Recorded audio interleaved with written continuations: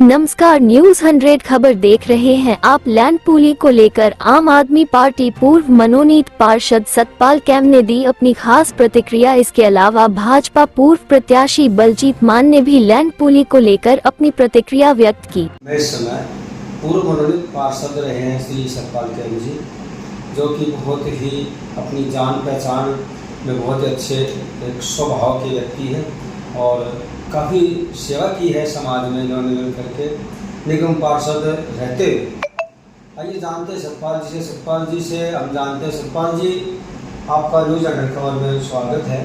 सतपाल जी, एक चीज़ समय बड़ी समस्या है उत्पन्न नगला क्षेत्र के लोगों के साथ कि लैंड पूलिंग क्या है, कहाँ लागू होनी चाहिए, दुविधा में हम लोगों को कहाँ नहीं लागू होनी चाहिए। खास करके समस्या आ रही है कि लोगों ने कनेक्शन दिए हैं, मीटर के अप्लाई किए हैं नगला जोन में, और कभी विधायक जी के अनुसार 6000 के करीब कनेक्शन अभी बकाया पड़े हैं, जो कि टाटा पावर नहीं दे रहा है बगैर डीडीए की एनओसी। ये लैंड पूल का क्या है, कहाँ लागू होना चाहिए? लैंड पूल के लिए लोगों को पता नहीं लैंड पूल क्या चीज़ है। महावीर जी, सबसे पहले तो आपको मेरा नमस्कार, और आपके जितने चैनल के सब्सक्राइबर हैं उनको मेरी तरफ से धन्यवाद। बाबू जी, पहले तो आप लैंड पूलिंग के विषय में जानना चाह रहे हैं तो मैं वो विस्तार से बता दूं जी। 2007 में यह लैंड पूलिंग यानी कि मास्टर प्लान 2021 लागू करने की प्रक्रिया डीडीए द्वारा अपनाई गई। राजनीतिक इच्छाएं मजबूत न होने के कारण यह आज तक लटकी हुई है। लैंड पूलिंग में P1, P2, हमारे यहाँ नगला है P1 में, इसे बोलते हैं हम P1 जोन, और P2 जोन बोलते हैं जीटी रोड से इधर, जैसे कि बख्तावरपुर है, बसोली है, हमीरपुर है, सिंगू है, हिरडकी कुसक, मुखमेलपुर, कादीपुर, इस तरह। यहाँ लैंड पूलिंग 4 प्रकार से है। एक तो जमुना के अंदर जो लैंड है उस लैंड को हम ओ जोन बोलते हैं, यानी कि उसमें आप कोई कंस्ट्रक्शन नहीं कर सकते एज ए डीडीए के गजट के अनुसार, जो मैंने पढ़ा है जी। दूसरा, एक जो बॉर्डर से लगते हुए 2 किलोमीटर के सराउंडिंग में जो गांव है, जैसा कि आप लगा ले सिंगू गांव है, हमीदपुर गांव है, पल्ला है और आपका झंगोला हो गया, तो ये गांव 1 एकड़ यानी कि 1 एकड़ में आप फार्म हाउस बना लेंगे डीडीए के गजट के अनुसार। जिस दिन पास हो गया तो नियम यही होंगे।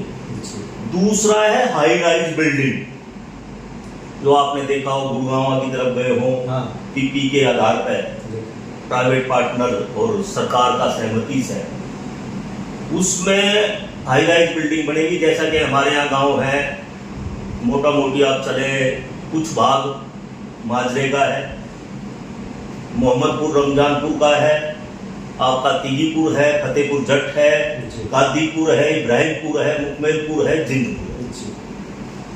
अब एक एरिया बसता है LDRA, low density residential area. उसमें आप 1650 गज से ऊपर लैंड लेके आप अपने परिवार के लिए यूनिट, जैसा कि आपने देखा हो जोरबाग वगैरह, सैनिक विहार वगैरह, या आपने देखा हो, उस आधार पर वो कटेगा। उसके लिए 3 गांव है, एक तो बकोली है, एक बख्तावरपुर है, एक जहां बैठे हो कुसक, हिरडकी कुसक है। अब देखने वाली बात यह है कि इन्होंने डीडीए ने सारे 95 गांव, 95 गांव इन्होंने अर्बनाइज कर दिए, और उसकी आड़ में कुछ, मैं तो कहूंगा कि वो शायद अनपढ़ ही पदाधिकारी बैठे हैं, इनको ये नहीं पता ग्रामीण क्षेत्र में लालडोई की जमीन पे भी वो कनेक्शन नहीं देना चाह रहे। ये कौन सा संविधान में लिखा हुआ है, कौन सी किताब में लिख दिया इन्होंने? इस गांव के लोग बड़े परेशान हैं। गांव जो लाल डोरी की परिधि के अंदर है, वो अपना मकान तोड़ के या अपना घेर तोड़ के बना रहा है, उसको भी नया कनेक्शन नहीं दे रहे। और इसमें विधायक जी सही कह रहे हैं कि लगभग 6000 कनेक्शन पेंडिंग पड़े हैं। जी और डीडीए किसके अधीन है ये तो आप भी जानते हो। जी जी डीडीए सीधी सीधी केंद्र सरकार के अधीन है। जी। दिल्ली सरकार का इसमें कोई भी डायरेक्ट इनडायरेक्ट कोई रोल नहीं है। नहीं है जी, नहीं। जो दिल्ली की जनता ने अपने सांसद यानी कि अपने नुमाइंदे चुने हैं सातों के साथ, जी क्या वे गूंगे बहरे हैं? जी डीडीए के साथ हाउस में सदन में अपनी आवाज को नहीं उठाते कि भाई हमारी क्षेत्रीय समस्या ये उठी हुई है, लोकल क्षेत्र में सबसे ज्यादा हो रही है। जो कॉलोनी में बेचारे जो 50 गज 60 गज के घर बनाए बैठे हैं उनको नहीं मिल रहा कनेक्शन। 30 गज में बनाए उन लोगों की दुर्गति करके रख दी। अफसोस है ये भक्त सबसे ज्यादा भक्तों की लैंड जा रही है जी जी और भक्तों की जमीनें लैंड पूलिंग में जाए तो वो करोड़ों अरबोपति बनेंगे। जी अगर लैंड पूलिंग लागू कर दी जाए सरकार द्वारा, जी दिल्ली सरकार ने अपना पास करके दे दी, डीडीए ने दे दी, आज वो फाइल शहरी विकास मंत्रालय में पड़ी हुई है। जी अगर ये पास कर दें तो यहाँ पे ये छोटी छोटी कॉलोनियां करा बैठे, बड़े बड़े घर बने हैं, लोगों को डायरेक्ट इनडायरेक्ट कम से कम 1 लाख बच्चों को, स्थानीय बच्चों को रोजगार मिलेगा यहाँ। जी लेकिन नहीं, 15 साल, अब ये 11वां साल स्टार्ट हो गया है, भाजपा के कर्णधारों में भी इतनी हिम्मत नहीं है, इतने सांसदों में भी संसद में ये आवाज उठाते। क्यों भाई, सरकार तुम्हारी, केंद्र में तुम बैठे, वो फाइल उठानी है, शहरी विकास मंत्रालय के मंत्री से पास करानी है, डीडीओ को सौंपनी है, डीडीओ अपनी कार्रवाई कर लेगा। जब ये संविधान चेंज करने के लिए या कोई अमेंडमेंट बिल लाने के लिए लगते तो 2 आध घंटे के अंदर राष्ट्रपति साइन कर देता है।